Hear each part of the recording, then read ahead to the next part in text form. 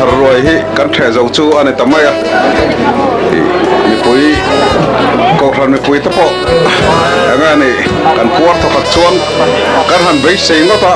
KTP senior department le sacrament te play role chon in kom vel ho hianin Fatu an pui na sai ema anni ho chunga hianin alo tak zet zeta Fatu te kan lo me mani an mo azanga phur takin mi pui te na ai tur an sablaya anni chunga hianin alo tak zet zeta ni hai tuna dar kar khat le dar thumatang khan roi the kan han tran tu na dar li le mini somani ya dar kar khat le mini somber kan han thea an han chu ani maya counter thum kan siama counter khathi kan la in opena mi anam lo chuanin keini helai counter po hi kan khardon hai tonga kan han mu dan chuanin so an kim hi so le chape ain da izaya a fight kan puar thokat chuan kan han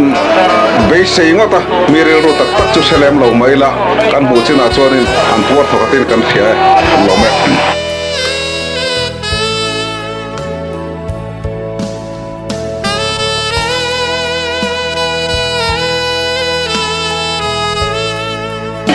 nula din dini kan Fatu lampanga kan soi tu ten yani hi yana Christmas roi che tam to khan boi char char me roi nia Kumthar nia Fatu an chang le an hi kan sia thewangin hemi we me lama te po kan documentation lampanga te po kan media lapa kan mi cham tak mai nia ke TP a tiang rong bo na poi mo tak men ne nge mu dan him kan roi che te kum Christmas ain roi kan the tamin isi am nge Kumthar kan roi the sim pri mu dan than soi vesela Christmas akha chuanin an tam zok chu kati Kumthar ai chuanin Christmas ain tle bin an ka hiam deu ni pui hi mo chuan ni le emi kan menu a hian engeng tenge kan menu te engeng ringi khe thenga khan soi te a vok sa bong sa vok lu bai ti te chuanin so ta sa ei lo ta hianin kan da chu bokamo atui lom khop mai lo me o hey voina tleiro chon huin khom ti mei da senior department le sacrament department te an fel em anti tu an she me ma ne takin hai anti tu chon ti kan lom em hai khina ma te khian khi ania tu ma in phasan lawin anti tu ma in ta mo san lawin ti a kan lom em kan chwang tak zat ani ti ha kan sai do di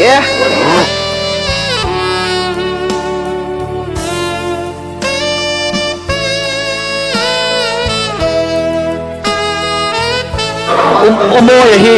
KTP subcommittee sound and music subcommittee kan chairman ania enge tum Christmas te Kumthar te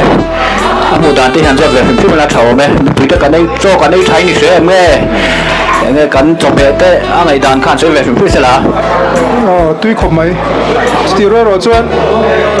kumdang chu kan phalo dem ka thia ami singa chon mo tlem chu kan haide chu kan tia abin kumin phei chu Christmas an Kumthari kan tlem le zual counter te po kan kharma de uleka tingro chu kan nin hula mi nge an don ka shelawa ase kan Fatu te siam tui khom mai kan boring an play view we chuan ni le KTP hian hemi Fatu lampang hian in charge ta entinga KTP han chet vel na te le kan te thai ni hria em che thathu khat view lom ni kan tia ai pathian zara mun ma te kan nei tha chho zela a che te ponu view kan thria tin klero chunin khom ti te sacrament department te mo te he min pui bom thabuka kan tho ho na tha ga ti chon kan soi bel lok do chu ai jena kan soi ta gang khanin kawaram ran mo sai lo hi KTP lampanga kan sound lampanga kan in na la berania zai khom vel te eng kim mai hi roi kan the zo to nuwa hen an ni chon la boi cha cha do na zanin thangin enge ta khan inga mohan soi du te nem nia sau ni chu a boi thlang do lak thina em kong zong tak chuan mi kalma chanma lo ti fel vek ngaya mi horem to nuwa ti fel lechina ma se soeng khat no pong zok te an fela mo min pui tha thina a sub committee chom ni lo khan kha hang kan jang khai pa thina alom khop mai เราลองดูตัวแก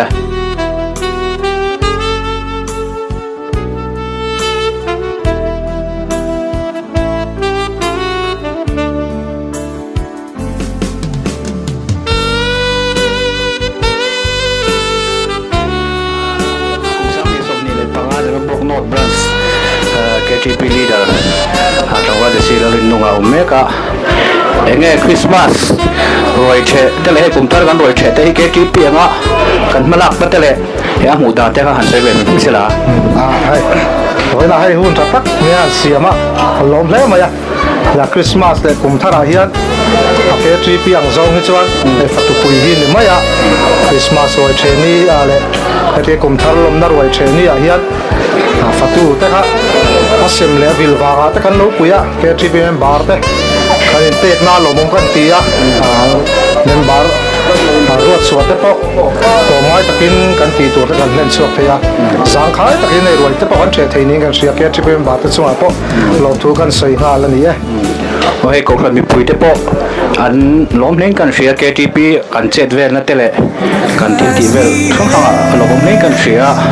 hey Sani sombi panga KTP leader ni chodona enge KTP anga